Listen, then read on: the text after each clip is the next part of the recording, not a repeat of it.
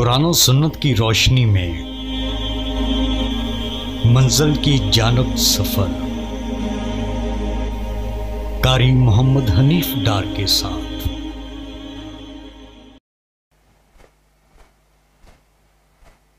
تو اللہ کے رسول صلی اللہ علیہ وسلم نے اس امت کو خانہ جنگی سے بچانے کے لیے جس طرح سے احتیاط کی ہے،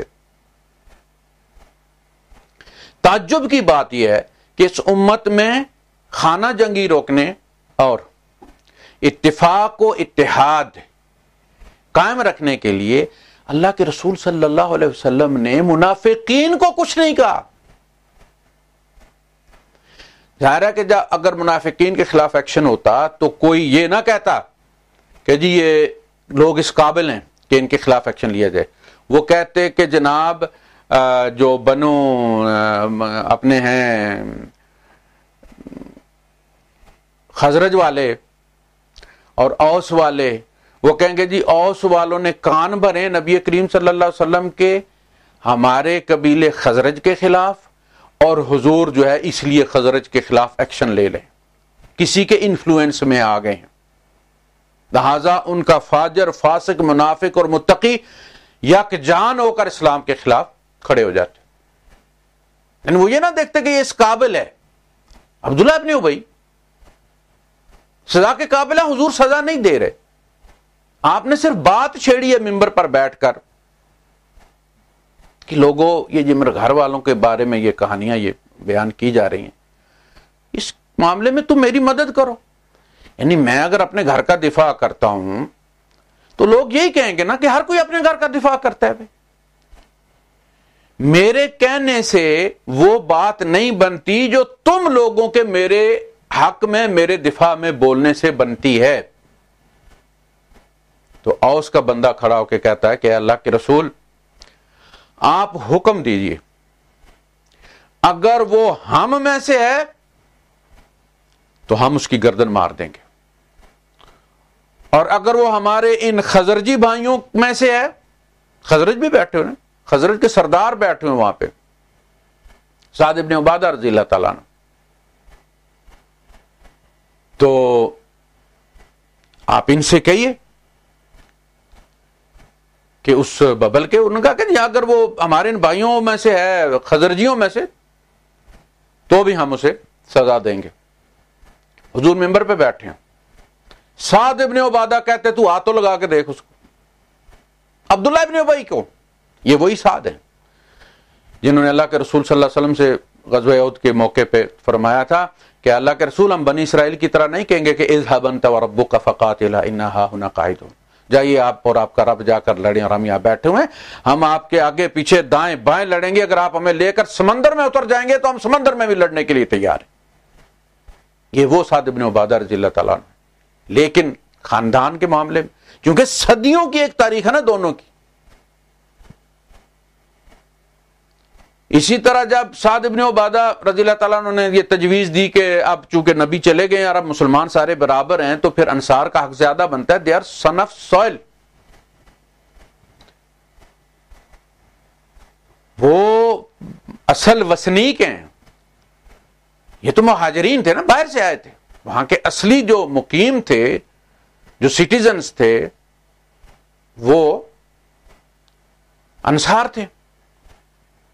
تو ان کا کہ نبی کریم صلی اللہ علیہ وسلم کی وجہ سے چونکہ ان کو ہم پر فوقیت حاصل تھی، اللہ کے رسول حاکم تھے، تو آپ کے سوا کوئی ہو بھی نہیں سکتا تھا، لیکن اب وہ چلے گئے ہیں تو ہم سب مسلمان برابر ہیں، لہذا جو اصولی طور پہ لاجیکلی یہاں کی جو اصل آبادی ہے اس کا یہ حق ہے کہ وہ اپنے وطن میں امیر بنے۔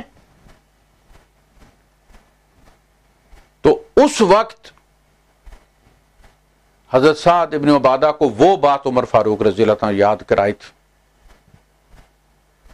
کہ تم منافق ہو، یعنی وہ جو عبداللہ ابن ابی کے معاملے میں انہوں نے کہا تھا نا کہ کوئی ہاتھ لگا کے دیکھے عبداللہ ابن ابی کو، وہ بات عمر فاروق رضی اللہ تعالیٰ عنہ نے کوٹ کی تھی کہ تمہارے اندر قبائلی تعصب اتنا ہے کہ تم ایک منافق کی پشت پر کھڑے ہو گئے تھے نبی کے سامنے، تم مشرکین مکہ سے لڑ سکتے تھے، لیکن تم اپنی قوم میں تم ایک منافق کی پشت پر کھڑے ہو گئے تھے، تم خلیفہ کیسے بن سکتے ہو، لیکن جس کے اندر سے وہ تعصب نہیں نکلا. یہ تو ہم ہیں جنہوں نے اپنے ماموں، اپنا باپ ابو عبیدہ بن الجراح، اپنا بھائی حذیفہ بن یمان، انہوں نے اپنے بھائی، چچا، باپ کو قتل کیا ہے. ہم نے وہ تعصب صاف کر کے ثابت کیا ہے کہ ہم وہ عادل لوگ ہیں کہ جن کو یہ رائٹ ہے کہ وہ حاکم بنے. تو گزارش یہ ہے کہ نبی کریم صلی اللہ علیہ وسلم نے جب آپ غزوہ تبوک سے واپس آ رہے تھے تو وہی انصار جو تھے انہی میں منافقین تھے جنہوں نے قتل کرنے کی کوشش کی تھی. انصار کا جو پہلا مذہب تھا اسلام سے پہلے، ان میں سے اکثریت یہودی تھی اور کچھ عیسائی تھے. ان کے حلیف بھی تھے یہود کے مذہب پہ چلتے تھے، فیصلے یہود کی شریعت کے مطابق کرتے تھے. لہذا قرآن میں جہاں بھی کہا گیا نا یا ایھا الذین آمنوا لا تتخذوا اليہود والنصارى، وہ بات انصار کو کہی گئی ہے کہ یہ تمہارے باپ ہیں، تمہارے بھائی ہیں، تمہاری بیوی، تمہارا شوہر ہے، لیکن یہ رشتے جو ہے یہ بعد کی بات ہے، یہ یہود اور نصارہ ہیں. تمہارا باپ یہودی ہے، تمہارا باپ نصرانی ہے تمہارا باپ. لہذا لا تتخذوا بطانۃ من دونہم، ان کے سامنے جا کے اپنے پیٹ پر سے کپڑا مت اٹھایا کرو، نبی کی مجلس کی باتیں وہاں ڈسکلوز مت کیا کرو. وہ انہی کے بارے میں آیا. تو اللہ کے رسول صلی اللہ علیہ وسلم نے وہ نام چھپا لیے. حذیفہ بن یمان رضی اللہ تعالیٰ کو بھی کہا کہ یہ نہیں بتانا. کیوں؟ خانہ جنگی نہ ہو جائے. یعنی نبی کریم صلی اللہ علیہ وسلم امت میں افتراق اور خلفشار کو بچانے کے لیے منافقین کی بڑی، یعنی اپنی جان لینے والوں کو بھی آپ نے پردہ ڈال دیا ان میں کہ بعد میں کوئی فتنہ نہ اٹھے، کوئی موقع ایسا نہ آئے کہ یہ امت ٹوٹ جائے. تعجب کی بات یہ ہے کہ آج کلمہ گو منافقین کے بارے میں نہیں، صحابہ کے بارے میں تقریریں کرتے ہیں، مجالس کرتے ہیں، سارا کچھ ہوتا ہے، اور پھر ایک فریق کو کہا جاتا کہ جی وہ بے غیرتی کے ساتھ سب سنیں. یعنی منافقین کو چھپایا گیا ہے، ڈسکس کرنا منع کیا گیا ہے، اس لیے کہ انہی منافقین کے مومن رشتہ دار بھی تھے جو مخلص تھے. عبداللہ بن ابی کا بیٹا جو عبداللہ ہے وہ خالص مومن ہے. لیکن دیکھیں اس نے بھی کیا کہا ہے، اس زمانے کے قبائلی تعصب کا آپ اندازہ لگائیں. انہوں نے کہا کہ اللہ کے رسول اگر میرے باپ کا سر چاہیے ہوا نا مارنا اس کو تو مجھے حکم دیجئے گا، میں اس کا سر کاٹ کے آپ کے قدموں میں رکھوں. بس آپ اشارہ کر دو، کسی اور سے مت مروائیے گا. اس سے نہ ہو کہ کل کوئی تانا دے کہ یہ دیکھو جی اس بندے کے باپ کا قاتل جو ہے وہ پسینہ تان کر چل رہا ہے مدینے میں اور یہ ابھی تک زندہ ہے، تو میں پھر کہیں شیطان کے ورغلاوے میں آ کے کہیں اس کو قتل نہ کر دوں. یہ ہے وہ اس وقت کی نفسیات، اس کے پس منظر میں دیکھیں آپ. اور آج لوگ خلفائے راشدین پر زبان درازی کرتے ہیں تو وہ اصول کہاں گیا جو حضور سنت بنا کر گئے تھے کہ ان کو ڈسکس مت کرنا، امت میں خلفشار پیدا مت کرنا. ایسا تو ہو ہی نہیں سکتا کہ تم گالیاں دو مجالس میں آ کے، ایک ایک کا نام لے کے گالیاں دو تم، اور امن قائم رہے. تو اس لحاظ سے ہم تو سب کا احترام کرتے، سب کو سر کا تاج سمجھتے، لیکن معصوم صرف محمد الرسول اللہ صلی اللہ علیہ وسلم، صاحب وحی، غلطیوں سے پاک صرف محمد صلی اللہ علیہ وسلم. انہی کے بارے میں کہا کہ جو بھی تمہیں دیں وہ لے لو، آنکھیں بند کر کے جنرل پاور آف اٹارنی، زندگی کے کسی شعبے کے بارے میں جو دے دیں. وہ بلائیں تو نماز توڑ کے خدمت میں حاضر ہو. ان کے بلانے کو اللہ کا بلانا سمجھ کر جائیں. تم تم یہاں سر ٹیک رہے ہو، اللہ تمہیں ادھر بلا رہا ہے.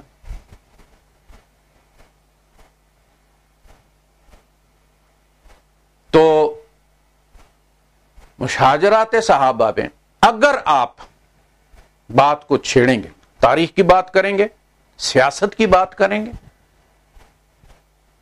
تو پھر تو دلائل ہوں گے نا، اس لیے کہ ہم اللہ کو خدا تو نہیں سمجھتے. تکلیف انہیں ہوگی جو ان کو خدا اور معصوم سمجھتے ہیں. ہم انہیں صحابی رسول سمجھتے ہیں، نبی کریم صلی اللہ علیہ وسلم کا داماد سمجھتے ہیں، بنو ہاشم میں سے سمجھتے ہیں، متقی سمجھتے ہیں، عدل و انصاف پر قائم شخص سمجھتے ہیں، لیکن معصوم نہیں. پھر جب سیاست ہوگی، سیاست پر بات کریں گے آپ، تو پھر ہم بھی کریں گے. پھر فیس ویلیو سیاست پہ بات ہوگی، ان کے دین پر بات نہیں ہوگی. اور یہ بھی اللہ کی سنت ہے. دیکھیں نا، وہ بندہ جو زکوٰۃ لینے گیا اور اس کو بھیجا گیا اس قبیلے میں کہ جہاں اس کی دشمنی تھی.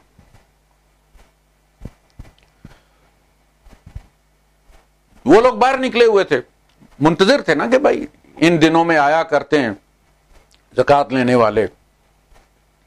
انہوں نے جب ان کو دیکھا تو خود سے یہ گمان کر لیا کہ یہ تو مجھے مارنے کے لیے باہر نکلے ہوں. وہ وہیں سے پلٹ کر واپس آ گئے اور آ کر رپورٹ یہ کیا کہ اللہ کے رسول وہ تو مجھے مارنے پہ تل گئے تھے، میں جان بچا کے آیا ہوں. اب صحابہ نے حضور پر زور دینا شروع کیا کہ جی یہ آپ کی موجودگی میں یہ ہو رہا ہے، تو پتہ نہیں بعد میں کیا ہوگا، تو آپ لشکر مجھے بھیجیں اللہ کے رسول، مجھے بھیجیں اللہ کے رسول. یا اللہ کے رسول ہم جانے کے لیے تیار، ہم ان باغیوں کو سزا دینے کے لیے تیار. پریشر بنا رہے ہیں رسول اللہ سب جذباتی. اور حضور فرماتے ہیں کہ نہیں، ایک جماعت تحقیق کے لیے بھیجی گئی، اس کو ہدایات دی گئی اور انہوں نے جا کر پھر پتا کیا. وہ لوگ اسی طرح نکلے ہوئے تھے. انہوں نے کہا وہ کدھر جا، انہوں نے کہا جی کوئی بندہ نہیں آیا تھا اللہ کے رسول کی طرف سے، تو اب ہم خود ہی لے کر آ رہے تھے مدینے. انہوں نے کہا نہیں، وہ تو بندہ آیا تھا اور اس نے جا کے کہا کہ تم نے اسے مارنے کی کوشش کی. انہوں نے ہم نے دیکھا ہی نہیں بندہ، ہم تو کب سے روز صبح نکلتے ہیں، انتظار کرتے ہیں کہ بھائی آئیں گے تو لے کے جائیں. تو پھر پتا چلا کہ آنے والے نے اس میں ایگزیجریشن کی تھی، غلو کیا تھا، اپنی بات کو بڑھا چڑھا کر پیش کیا تھا. تو اللہ نے فرمایا یا ایھا الذین آمنوا ان جاءکم فاسق بنبأ، ایمان والو اگر کوئی فاسق کوئی خبر لے کر آئے. یہ فاسق کون ہے؟ کون ہے؟ شان نزول کس کے بارے میں؟ فتبینوا ان تصیبوا قوما بجہالۃ فتصبحوا علی ما فعلتم نادمین، کہ تم نادانی میں کسی قوم پر جا پڑو اور بعد میں تم پچھتاؤ جو تم نے کیا ہے. وَاعْلَمُوا، اچھی طرح جان لو، ان فیکم رسول اللہ، تمہارے اندر اللہ کا رسول ہیں جن کے ساتھ اللہ کا رابطہ ہے، اور تم جذباتی تقریریں کرنا شروع کر دیتے ہو ان کے سامنے. وَاعْلَمُوا أَنَّ فِيكُمْ رَسُولَ اللَّهِ، یہ جو ہستی تمہارے اندر ہے نا، یہ اللہ کا نمائندہ ہے، مرکز کے ساتھ ان کا براہ راست تعلق ہے، رابطہ ہے. لَوْ يُطِيعُكُمْ كَثِيرًا مِنَ الْأَمْرِ لَعَنِتُّمْ، اگر یہ اکثر کاموں میں تمہاری ان جذباتی تقریروں کو فالو کرنا شروع کر دیں، لَعَنِتُّمْ، تو تم ہی مشکل میں پڑ جاؤ گے، پھر تم ہی بھگتو گے. پھر لہذا ان کے حکم کا انتظار کیا کرو، پریشر نہ بنایا کرو ان پر. سورہ ممتحنہ، اللہ کے رسول صلی اللہ علیہ وسلم مکے پر چڑھائی کرنا چاہتے تھے. تمام جو بھی کہا گیا کہ ادھر سے جو مسافر بھی گزرے اس کو پکڑ کے مدینے میں روک لو، مکے نہ جانے پائے، تاکہ ہماری تیاری کی خبر وہاں نہ پہنچے. اور ایک صاحب تھے، ان کے رشتہ دار، ان کے گھر والے مکے میں تھے، یہ تو نکل آئے تھے. تو انہوں نے سوچا کہ اگر میں یہ خبر کر دوں، مکے والوں کو پہنچا دوں کہ بھائی حضور یلغار کرنے والے ہیں، آ رہے ہیں، تو شاید جنگ جب ہو تو میرے گھر والوں کو وہ لوگ بچا لیں، میرے اس احسان کے بدلے میں وہ میرے رشتہ داروں کی جان بخشی کر دیں، میرے گھر پر یلغار نہ کریں. اور یہی بات انہوں نے وضاحت میں بعد میں کہی کہ اللہ کے رسول آپ لوگوں کے تو وہاں خاندان ہے، ہاشمیوں کے کرنے کے لیے وہاں بنو ہاشم ہے، بنو امیہ ہے، سارے جب سب کے خاندان ہے، میرا تو وہاں کوئی خاندان ہی نہیں ہے، یہ گھرانہ ہے وہاں میرا، وہ لوگ پہلی فرصت میں اس کا گھونٹ بھریں گے۔ لہٰذا انہوں نے ان کو زیر احسان کرنے کے لیے کہ فتح تو اللہ نے اپنے نبی کو دینی ہی دینی، تو میں تھوڑا سا اس میں سے بینیفٹ لے لوں۔ یہ ایک عورت کو لکھ کر دیا، یہ خبر دی، اور وہ عورت اس کو چھپا کے جا رہی تھی اپنی گت کے اندر اس کو کر کے۔ اللہ نے نبی کریم صلی اللہ علیہ وسلم کو بتا دیا، آپ نے حضرت علی رضی اللہ تعالیٰ عنہ کو بھیجا کہ جاؤ فلاں جگہ وہ تمہیں عورت ملے گی اور اس سے وہ خط واپس لے کر آؤ۔ حضرت علی رضی اللہ تعالیٰ عنہ گئے اور عورت سے کہا خط دے دو جو تمہیں دیا گیا۔ اس نے کہا نہیں، خط تو تمہارے پاس ہے، یہ تو آسمان کی خبر ہے، اگر تم اس طرح سے نہیں دو گی تو ہم تمہارے سارے کپڑے بھی اتار کے وہ خط نکال لیں گے جہاں کہیں بھی تم نے رکھا ہوگا۔ شرافت کے ساتھ دے دو۔ خط مل گیا، لے آئے۔ تو پھر اللہ پاک نے فرمایا کہ یا ایھا الذین آمنوا لا تتخذوا عدوی وعدوکم اولیاء تلقون الیہم بالمودۃ وقد کفروا بما جاءکم من الحق ویخرجون الرسول وایاکم ان تؤمنوا باللہ ربکم ان کنتم خرجتم جہادا فی سبیلی وابتغاء مرضاتی تسرون علیہم بالمودۃ وانا اعلم بما اخفیتم وما اعلنتم ومن یفعلہ منکم فقد ضل سواء السبیل۔ ایمان والو، اللہ کے دشمن کو، میرے دشمن کو اور اپنے دشمن کو اپنا دوست مت سمجھو۔ انہوں نے تمہیں گھروں سے نکالا ہے اس دین کی نسبت سے، اور تم جب نکل رہے ہو تو تم نے خفیہ خبر ان تک پہنچا دی، جبکہ میں جانتا ہوں جو تم ظاہر کرتے ہو، جو تم لن تنفعکم ارحامکم ولا اولادکم یوم القیامت یفصل بینکم۔ یہ رشتہ دار جن کو بچانے کے لیے تم نے یہ کیا ہے، یہ قیامت کے دن تمہارے کام نہیں آئیں گے، تمہارے درمیان تفریق کر دی جائے گی۔ پھر آگے مثالیں دیں گے، تم دیکھتے نہیں ہو کہ ابراہیم علیہ السلام اور ان کے ساتھیوں نے کیا کیا، کس طرح اپنی قوم سے برات اختیار کی ہے۔ اللہ کے رسول صلی اللہ علیہ وسلم سے جب انہوں نے اقرار کر لیا کس نیت سے میں نے کیا تھا، وضاحت بھی دے دی کہ اس طرح سے کیا تھا، تو صحابہ نے کہا کہ یعنی عمر فاروق رضی اللہ عنہ نے کہا کہ اللہ کے رسول یہ غداری ہے، سیدھی سیدھی اس کی گردن نہ اڑا دو۔ تو آپ نے فرمایا عمر یہ بدر والا ہے، یہ بدر میں لڑا، یعنی اس نے اپنا خلوص بدر میں ثابت کر دیا ہے، بس ایک سیلی مسٹیک ہو گئی ہے۔ حضور جمعے کا خطبہ دے رہے ہیں اور باہر تجارتی قافلہ آیا ہے اور انہوں نے اپنے وہ ٹن ٹن ٹن ٹن ٹن وہ جو گھنٹی ہوتی ہے بجانے والے گھنٹے بجائے انہوں نے، تاکہ پتہ چلے، سپیکر تو تھے ہی نہیں کہ مسجد میں اعلان ہو جائے گا کہ فلاں صاحب کے یہاں خربوزے اتنے روپے کے کلو بک رہے ہیں اور حضرات خرید لیں۔ تو وہ بڑے بڑے گھنٹے رکھتے تھے، جب وہ بجائے انہوں نے تو یہ چھوڑ کے حضور کا خطبہ تو چلے گئے کہ پہلے جا کے خرید لیں،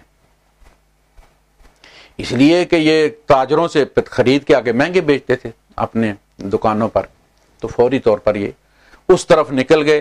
میں بیٹھا رہا تو ساتھ والا اگر اٹھا تو میں نے کہا یار میں بیٹھا رہا تو یہ تو وہ بھی اٹھ گیا، اس کو دیکھ کے دوسرا تاجر بھی اٹھ گیا، تیسرا بھی اٹھ گیا۔ تو اس پہ اللہ پاک نے کیا فرمایا؟ سورہ جمعہ کے آخری آیتیں پڑھیں، کس کے بارے میں؟ وہ میرے اور آپ کے بارے میں نہیں ہے، وہ نہیں صحابہ کے بارے میں۔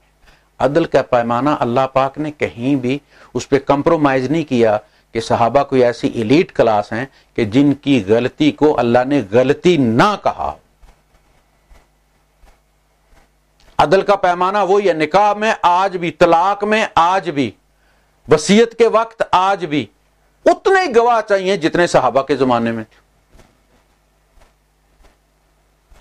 نمازیں ہم پر بھی اتنی فرض ہے جتنی ان پر فرض تھی، ایسا نہیں کہ ان پر 5 تھی اور ہم پر 50 کر دی گئی ہوں کہ تمہارا ایمان کمزور ہو گیا، تم اوخراکاں ہونے نہیں رہی، وہ ایمان اب نہیں رہے، 5 نمازوں سے کام نہیں چلتا، لہذا اس کے لیے ایکسٹرا جو ہے تم 5 اور پڑھ لیا کرو، یا سجدے 2 سجدوں سے کام نہیں چلتا، تم گناہگار لوگ ہو۔ ہر چیز، زکوٰۃ وہی ان کے زمانے میں تھا سٹینڈرڈ اس کا، وہی آج بھی۔ آج طواف کے پھیرے، یہ نہیں کہا کہ انہوں نے 7 کیے تھے، 7 بھی ان کے لیے کافی تھے، تم گناہگار لوگ ہو، دور سے آئے ہو، جینیٹیکلی تم ہندو ہو، لہذا تم 14 پھیرے لگایا کرو۔ نہیں، عدل اور انصاف ایک ہے، عبادت ایک ہے۔ جس نے غلط کیا صحابہ میں سے بھی سزا بھی ملی ہے،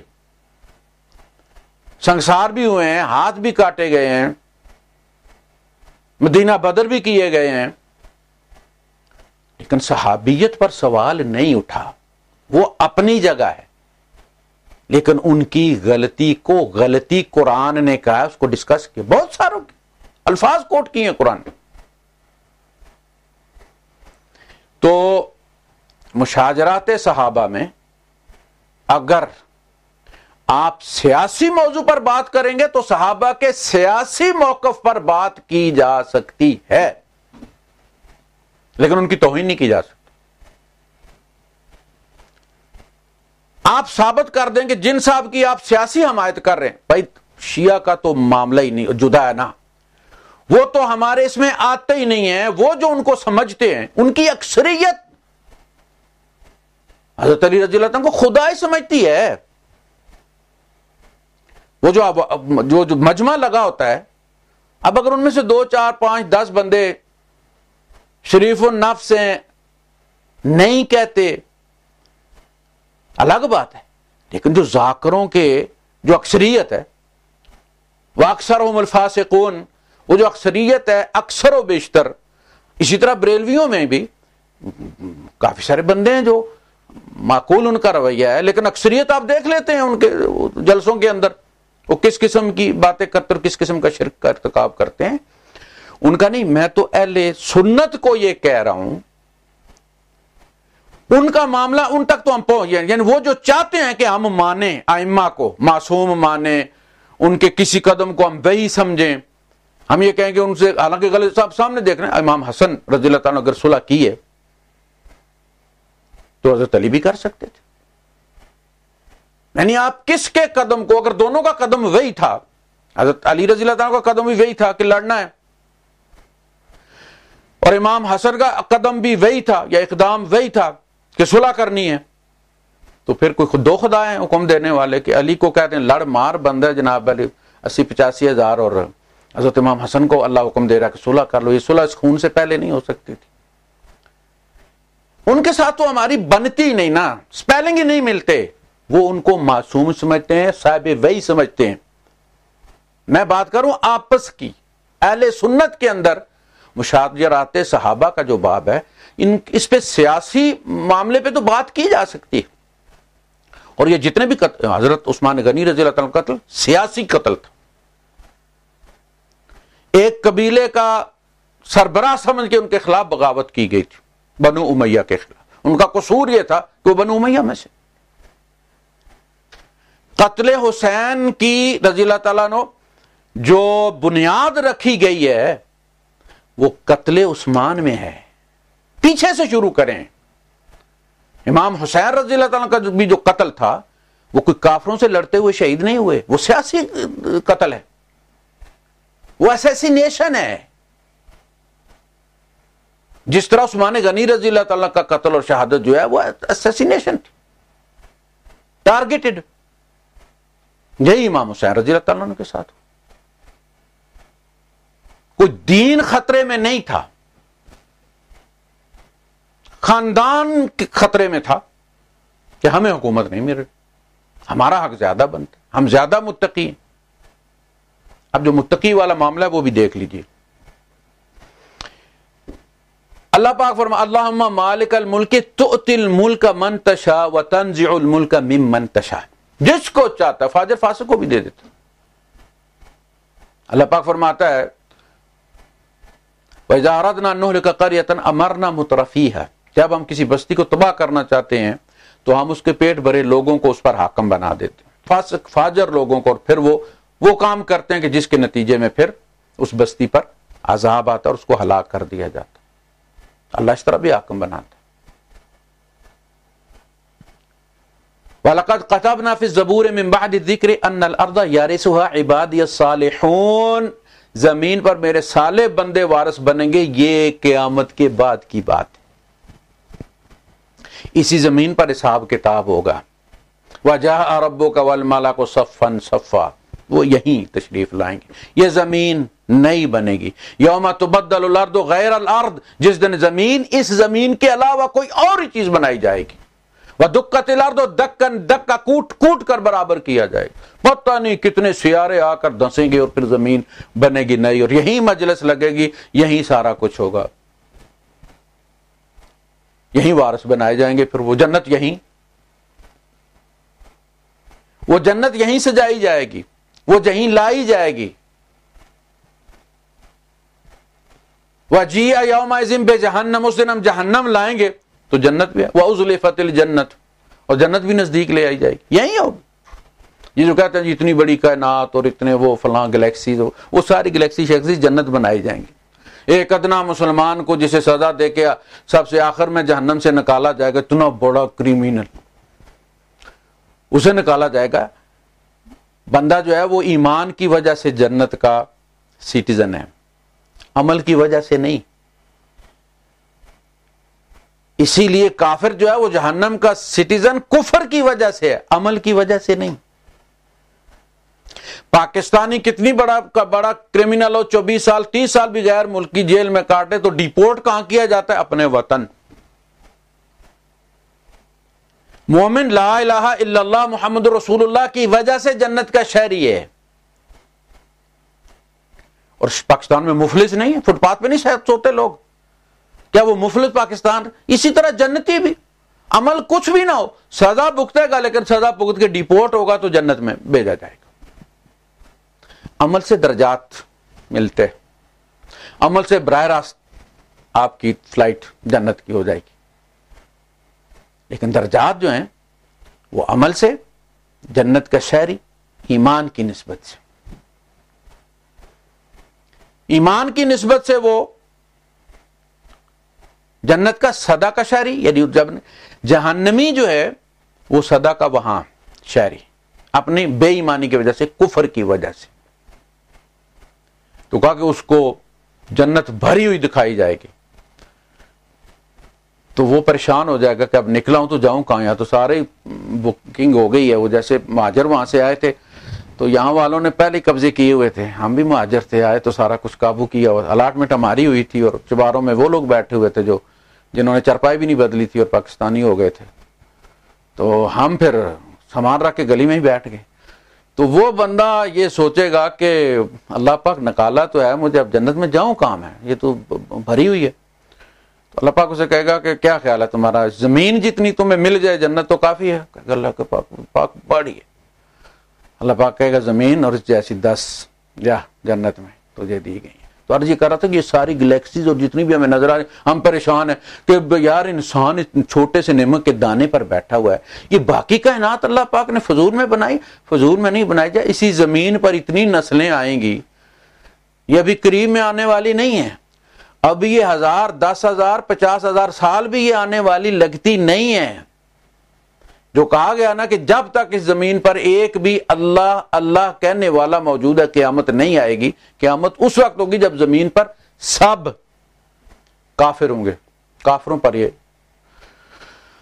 آئے گی، اور یہ اللہ اللہ والے کی اہمیت ہے کہ ایک بھی ہوگا تو قیامت نہیں آئے گی، جس دن وہ مرے گا قیامت آ جائے گی۔ تو اس لحاظ سے آپ دیکھیں تو بڑے نیک لوگ ہیں، بڑے نیک اللہ کی راہ میں دینے والے ایسے ہیں کہ انسان کہتا ہے کہ یہ زمین و آسمان اس جیسے لوگوں کی وجہ سے اللہ پاک نے قائم رکھا۔ تو جناب علی مشاجرات صحابہ میں ہم آپس میں اہل سنت، اگر آپ سیاسی طور پر فیصلے کرنا چاہتے ہیں، حالانکہ اس سے حاصل کچھ نہیں ہونا، میں نے کہا نا یہ وہ میچ ہے، وہ جو ہار گیا وہ ہار گیا ہے، جس کا کہ ڈراپ ہو گیا ڈراپ ہو گیا ہے، جس نے غلط شاٹ کھیلا وہ کھیل گیا ہے۔ اب اس کو آپ فاسٹ فارورڈ کر کے دیکھیں یا اس کو سلو موشن میں دیکھیں یا وضو میں دیکھیں یا بغیر وضو دیکھیں، وہ پہلے نمبر والے کا پہلا نمبر مل گیا، اس کو دوسرے والے کو دوسرا مل گیا، تیسرے والے کو تیسرا مل گیا، چوتھے والے کو چوتھا مل گیا۔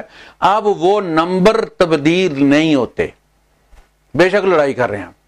تو سیاسی اس پہ اگر آپ نے بات کرنی ہے تو ہم بھی کر لیں گے، ایک ایک قدم کو دیکھتے ہیں کہ کہاں کس نے کیا سیاسی غلطی کی، لیکن ان کا دین، ان کی امانت، ان کا مقام اس سے کم نہیں ہوگا۔